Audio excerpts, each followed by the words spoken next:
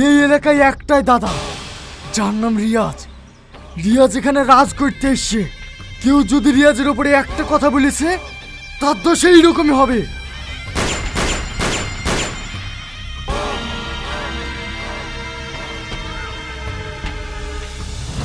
ওই, আপনারা কেউ কিছু দেখেছেন? না না, আমি কিছু দেখিনি।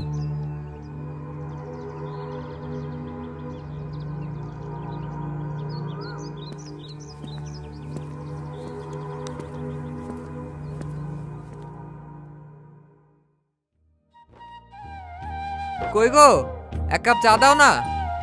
এই মুসলিমা, তোর আব্বাকে চাটা দে তো।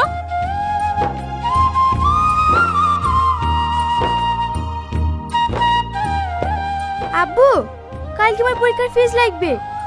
ঠিক আছে, তোর মার কাছে রেখে যাচ্ছি।